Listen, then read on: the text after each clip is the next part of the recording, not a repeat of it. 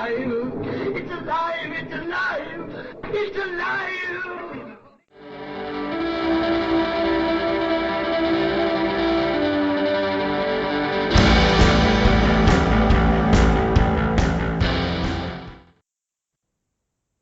Hello and welcome to Alive After Reading. I'm Tim Niederreiter, and with me is a returning guest, a wonderful guest, Miranda Oh. Welcome back. Hello. Thank you for having me. Oh, it's always great to have you on, and you have a new book out. So I'm very curious about this because, well, we've talked a lot in the process of this series, and relatively for a podcast, right? You know, we've talked. Yeah, exactly. And so pretty much every book release and a few steps in between. So what's the name of the book, and tell us a little bit about it. Yeah, for sure. So the title of the third book is called Just Breathe, Chin Up, Tits Out. So it's still part of the Chin Up, Tits Out series, and it's the final trilogy, or the final piece of the trilogy. There you go. And I'm super excited to share it, and let me tell you a little bit about why. Because the first two books, Hadley, our main character, really took us through a love story and, long distance relationships and immigration. And then second book, it was not necessarily as much of a love story, but it was a story of companionship and being a caregiver to somebody that you love deeply, and, mental illness, and taking, that relationship between partners and how that morphs when life gets really serious. And then the third book was like all about Hadley. It had, it was, of course, she crossed paths with lots of beautiful souls across the book and across her story. During this chapter, but it was all about her. It wasn't about how her relationship had morphed or how her life had changed because she brought somebody into it. It was just about her and about how she climbed out of what seemed to be this hole and rock bottom and started to, figure out how to put one foot in front of the other again and stay positive with that chin up, tits out attitude, and just go through her 20s like a normal 20-year-old should, or normal 20-somethings should. Is you learn, you love, you experience, you grow, you make mistakes, you always love, and you're always kind, and you continue to grow. And that's really what she did. And she shares that growth with us in the last story. And it's super, super cool. I mean, I pick it up and I get giggly. Nice. Always good when you can appreciate your own work for how awesome it is. Yeah. I was reading a chapter. It was, I think the chapter is called like What Happens in Vegas, and I was reading it. I have an Airbnb host as well on the side, and my guest is staying with me for a longer time. He's with me for 2 months, which is like way longer than a normal Airbnb guest stays for. But he's an awesome one, and he's like, tell me about your trip to Vegas. I'm like, I'm gonna read you about my trip to Vegas, but like Hadley's version to Vegas. And he videotaped me because I was laughing so hard and I was totally into the story. I had no idea he was videotaping me, and then he shared it with me afterwards. He just sent it to me silently, and I watched it and I was like, oh my gosh. I said, like that, it's going to be a good one if you guys. Well, I mean, I think so. I think if I'm in love with it, then I really hope that other people will love it as well. So I'm having fun with it. Yeah, no, that's an amazing experience. I'm sure. I bet. Like, I've never really had that kind of thing with somebody. I mean, I've been getting more reviews lately on my books, but it's like, I get surprised whenever somebody says, I mean, like, oh yeah, this was really good, or I loved this character. I'm like, yeah, really? It worked out this time? It's always kind of shocking.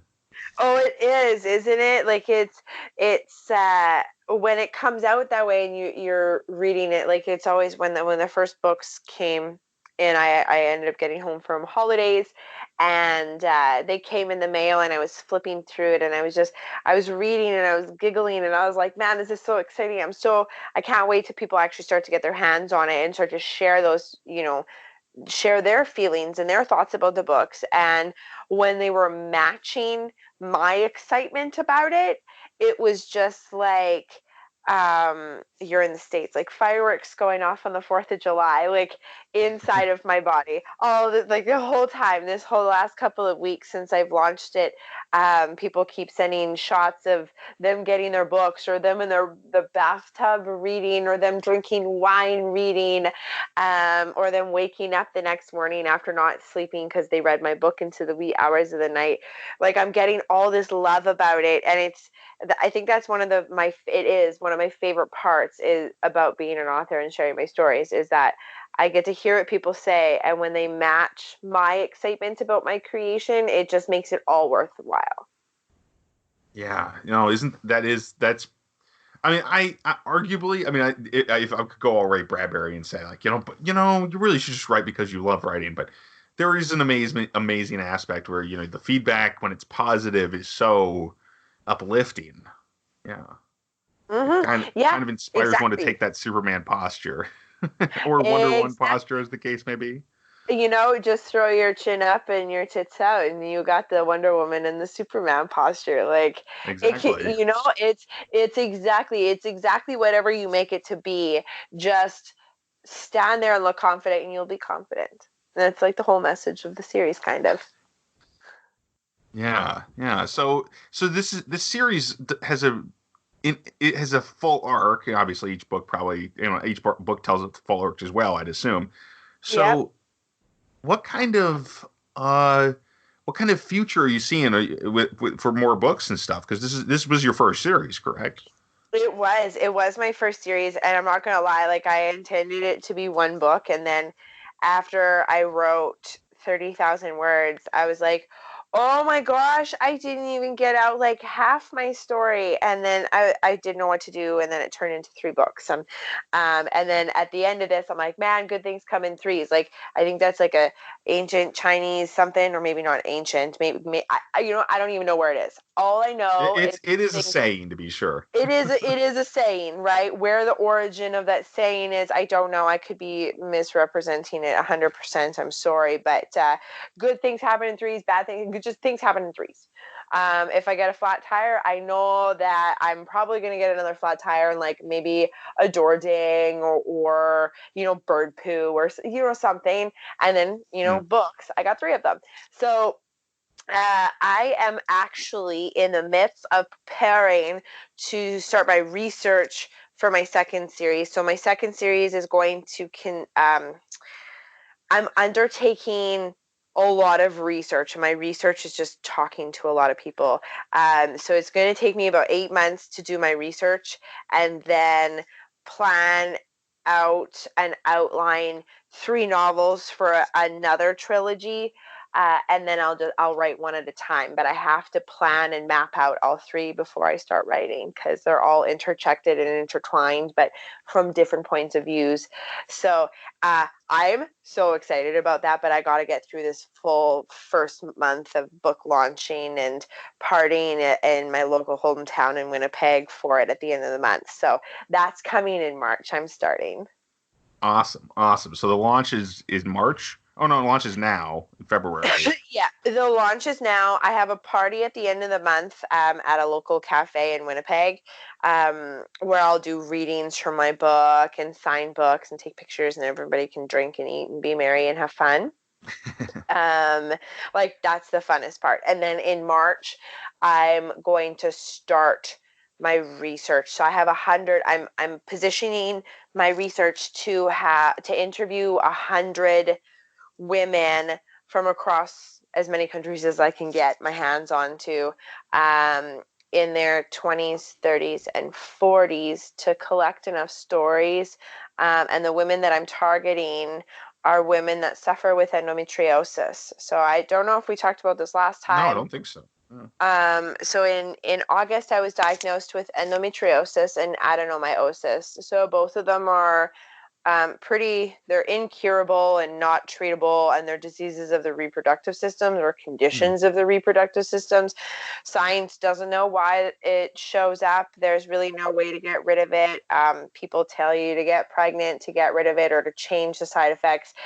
or to just get your whole reproductive system removed, a full hysterectomy, and then the symptoms go away. And so the symptoms are severe pain, bloating, infertility, and it's like a whole body, like it's a whole body disease. You get symptoms that pop up all over the place for no random reason. So it's a really ugly disease, and it's very common. Like 1 in 10 women deal with it, but it's not talked about. And it's such a shameful, like people are so shamed by it to talk about it, because reproductive systems is a sensitive topic and not everybody wants to talk about it openly. And I want to change that perspective. Just like I kind of took it with the chin up, tits out, I talked openly about racism, and I talked openly about immigration and corruption, and I talked openly about mental illness and addiction and abandonment and PTSD. Like there were so many things I openly talked about that helped me process as a human and as an adult and as a woman, that now once I got this diagnosis, I'm like, ooh, life threw you lemons. I'm going to make myself some, I don't know, lemonade with vodka in it and maybe some tequila on the side, just to deal. But, I figured, why not? Why not give these women a voice? Why not intertwine the stories? Because the community is absolutely fantastic. I mean, if you look at me, I look perfectly fine on the inside, or sorry, on the outside. It's the insides that are troublesome. So what we get a lot is you're making it up. It's invisible, right? Or it's all in your head. So when you start to outsource and you start to understand what's going on with your body over time, and doctor's appointments or failed doctor's appointments, and really crazy Google searches, and you stumble upon the endometriosis community, you discover this tight-knit group of really strong, indestructible women that have figured out how to maintain and be successful with life and manage this disease, knowing that there really isn't any cure or really good way to treat it. It's just a matter of managing and living your life in daily chronic pain. And I mean, that's all fun for anybody, but this community is huge. So I wanted to give a voice to that community. I wanted to learn more about what the disease does and how it affects people. Like, I was lucky. I'm loud. I'm an A-type kind of crazy personality. I tracked and graphed everything. And I hustled doctors, pharmacists. Like, I asked questions, I held people accountable. I was there every single day I could be until I got answers. And when something didn't work, I stopped taking it. So I got my diagnosis in 2 years. The average diagnosis is like 7-8 years. And so women are struggling for almost a decade before they're getting answers, which is why I feel I need to interview 100 people and just talk about what their journey's been, and then go from there. And it's going to take me on a wild ride, and I literally can't wait. Wow, that's an incredible. That's going to be quite a journey. Yeah, geez, yeah. Yeah. Talk about a wild ride. You said it. That's It's exciting. It is. It's so, like, you have no idea how excited I am. Like, I know it's going to be tough. Like, I'm talking to women about the most vulnerable parts of their bodies and about the most difficult, difficult times of their lives. And I know that because I'm one of them. I've lived through it. I'm living in it. But just being able to capture all of their knowledge and their feelings and strip it down and put it on paper and then share it with everybody, man, that's going to be a feat for the whole, for everybody. And that's why I want to interview women from different cultures and different countries, because everybody's journey is so different and the disease presents itself so differently in everybody. It's kind of like a cancer, but they don't call it that. So it's, it's such an interesting path that has put itself in front of me, but everything happens for a reason, so I'm going to just run with it and make the best out of it. That's beautiful. That's an amazing attitude to have, with the a sickness, and especially a sick, one that's that seems to be handled, it's kind of invisible. I don't think I've ever heard of it. And it's interesting because it does remind me of, depression gets a lot more exposure these days, but the way depression used to be treated or handled is like, just you're just going to push that off the side. Probably the same with, autism. I'm autistic. I have depression. That's why these things come to mind for me. But yeah. Exactly. You mix that stuff and then you add a woman's menstrual cycle to that. And everybody's like, ooh, don't touch me with a 10-foot pole with that topic. Even if you have a uterus, people are still like, don't talk to me about that. I'm like, pardon me? Somehow I don't think that's exactly how you approach it in that case, is it? Or maybe it's just the polite Canadian thing going on. Well, I was dumbfounded. So let me tell you the story on how it happened. So I was out with a college friend of mine that I had not seen in 10 years. And we were in the midst of like, we are those people that said, oh man, I haven't seen you in 10 years. Or when we're 30 and we're like, oh my God, that's so bad. But that's just life. So we caught up over a beer one night, beer and pizza at a local restaurant. It was really wonderful. And there was an elderly couple sitting behind me, maybe in their 60s, and my colleague, my friend, was like, okay, so like tell me what's happened. And like, I heard you just had surgery. And so I said, yeah, like I had surgery and the disease was removed here, and here. And I was like, like, man, if you can find a uterus on the black market, man, like just bring me the uterus. Like I need a spare one in my back pocket just in case for a rainy day. And then the couple left shortly after that, and we changed the topic of conversation, obviously. And she comes to me and she's like, not everybody needs to hear about that. And I was like, well, sorry. We were sitting in the corner of a restaurant. They were the only people around, and she was sitting 6 inches behind me. And I was so taken aback. I'm like, okay, have a nice night. Don't get wet out in the rain. Okay, bye. Have a nice. My colleague was like, are you gonna comment? I was like, just have a nice night. Like, you've said what you wanted to say. I have absolutely nothing to say back to you. So I just wished her a good night. Yeah, that is almost, if there's a cliche Canadian response, or down in the States, that's what we would say. It's like, just super polite. It's like, okay, I'm sorry you feel that way, kind of thing. Yeah. Not even. It's just like, I hope you do better. Yeah, you know what? Like, I wish I had some like chutzpah and was able to come back with something going like, how dare you shame me for talking about me healing myself? Because that was what the surgery was me taking a step and figuring out what was wrong with me and healing myself. And I was talking about it openly. I'm like, you had a uterus too. Like, and you're ashamed of me talking about mine. I was like, maybe you should go look at yourself in the mirror and start to love your body, all of it, inside and out, because nobody should be ashamed to talk about any body parts internally or externally and the health of them.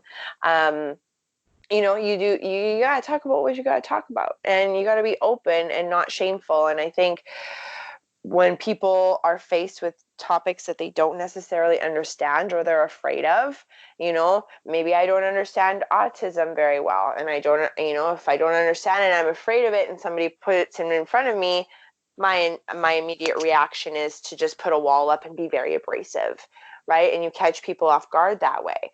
So, not everybody can be as open, but it's because they're not open within themselves about it in the first place. It's just a reflection or a deflection. Whenever they have a problem with you, it's the problem within themselves that's really bugging them and stopping them from seeing and understanding clearly what the reality is. Absolutely. I don't know. I'm not sure if I know a real way to follow this. So, but this sounds like a fascinating project, and I don't know how to really relate it to the things I usually talk about on this show, but thank you.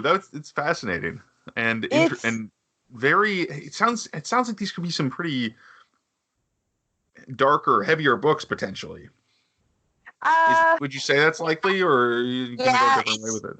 I'm going to really try. So like I said, the connection the connection between the three books is how the community connects with one another, and like I mentioned I want to interview women, and a good chunk of women in their 20s, their 30s, and their 40s, as you know, as a man, who you are in your 20s and your 30s and your 40s is that those decades you evolve, you grow, you change, you morph, your likes and your dislikes, change a little bit here and there. And same thing with women, right? And then you add hormones to that and a chronic illness. There's so much that happens within those years. And so I really want to get a vast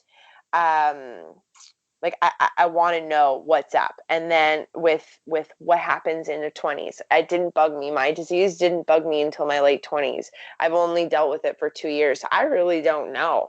I just know my journey. So I really want to know what's up in your 20s and how people are affected in that way. Right? Because people in their 20s, they should be having fun, being wild, partying until 3, 4 o'clock in the morning, or until the sun comes up, and then getting up and then going to work because that's what you do. Waking up and not realizing you're like, oh man, how did I make it home last night? Like that's what, experiencing. And then when you're faced with a chronic illness, how does that change? 30s, you're being asked, when are you having babies? Are you expanding your family? When are you gonna, all those questions? When are you gonna get knocked up? When are you gonna become pregnant? Well, when you have a chronic illness, how does that change that? In your 40s, when you're talking about maybe getting ready to go into menopause, adding a chronic illness to that, how does that affect it? So I want a good example of all those decades in there, and then each book is going to depict a person.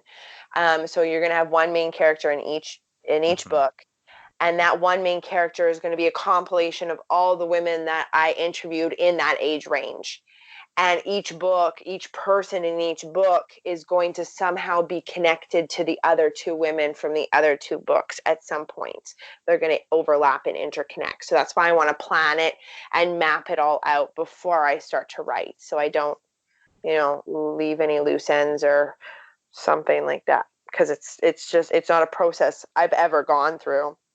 So I'm trying to think of this as like how do I structure this and map it so I don't, one, leave holes in the book, and two, I'm utilizing the data that I'm capturing from all these women in an appropriate manner. Would you want to hear what I have planned for my research and like how I have it organized? Sure.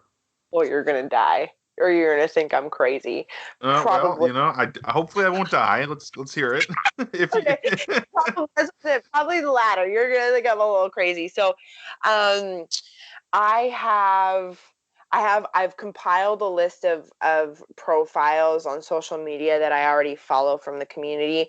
I've organized where all those people are from and their age. So I have their country and their age and their handle, like their Instagram handle or their Twitter handle. So I have that organized. I have 100 women already organized for that. I know not 100 of them are going to say yes, but at least I have starting with that. I have all the communication printed out. So when I start to engage these women, it's as simple of an introduction and a copy and paste. Are you interested in chit-chatting with me? Here's why I'm texting you, yes or no. If it's yes, then there's this. If it's no, then thank you very much. If it's yes, I have a pre-typed message again that explains a little bit more in what I'm doing. And then in that, it has a link. And that link, and so the process is they follow the link, and the link takes them to a series of questions. So much like we do, like when I'm preparing for a podcast, sometimes I get asked questions. So I fill out a form online, and that gives me an opportunity to get background information from these women, how old they are, how old were they when they were diagnosed, a list of the conditions they have, because it's never just one, a list of medications, what they do is like, I captured maybe like 12 questions. then at the end of it, when they're ready to submit, they click the submit button and it pops them into a calendar. And the calendar shows my availability and it says, pick a time for you and Miranda to sit down and have a face-to-face chat. So we'll have a face-to-face chat. And what happens is when they submit the form and they book the interview, both of them get shuffled straight to my inbox, one right after the other, and then one goes straight, and then the event actually goes into my calendar. So I can drag that form that they filled out right into the calendar invite. So when I go and I'm preparing to get ready for this person's interview or this person's chat, I open up the calendar invite, bam, the form is right there and ready for me to go off of and use as a tool to conduct the call. Wow, you've got a whole system. That's amazing, actually. Very well organized, it sounds like. Could be helpful, I'd imagine, yeah. Oh, well, there's 100. Like, there's a lot of people, yeah. That's a lot of people.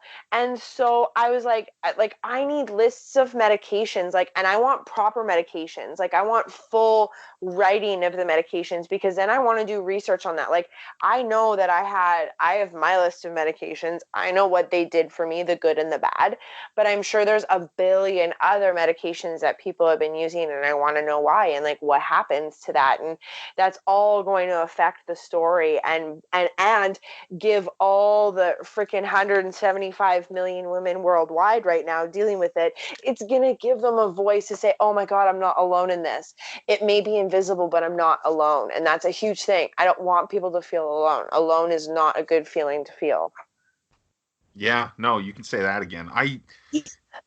Best luck with that. That's amazing. And I think it'll probably be some great books, I'd imagine, will come out of that. That's with that kind of depth of knowledge that you'll have when you're done with that. That sounds amazing. Yeah, I'm very excited for it. I hope it all kind of plays out as I see it in my head. But I'm open to the evolution of the idea as it grows and as it comes. So that's going to be my March through till fall time project, to get all those interviews done and compiled, and then I'll spend probably a month or so organizing and mapping, and then get right to writing. And the writing part will be like 3 months, probably 4 months. Nice. Yeah. So, but first you've got a book launch. So remind people again what the book is, because we're about out of time. And yeah. Where they can find it. Yeah, for sure. So my book is called Just Breathe, Chin Up, Tits Out. So there's a trilogy. It's Remember No Matter What. And then there's All Else Fails. And then the last one, Just Breathe, Chin Up, Tits Out. You can find it on Amazon worldwide, or you can Google search Chin Up, Tits Out. My name is Miranda Oh, which is O-H. And my website is www.mirandao.com. I'm also available on Instagram, Twitter, Facebook, all the socials. Just again, search Chin Up, Tits Out or Miranda Oh. I'm very easy to find. Wonderful. Thanks for being on the show, Miranda. It's been awesome. Thank you for having me yet again. I had a blast. Great. And this time, you can still find us at mentalcellularpublications.com, though soon it'll be NitaWriter.com, because that's how you pronounce my name. I'm Tim Niederreiter, of course. And you can find my books at Amazon.com pretty much exclusively at this point.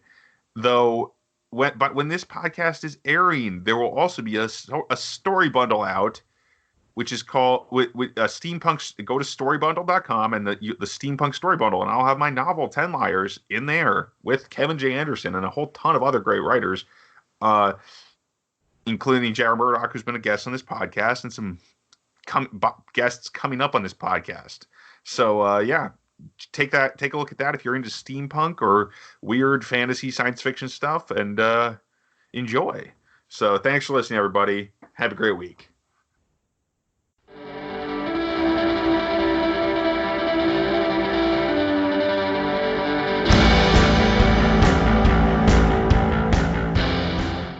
That tears it.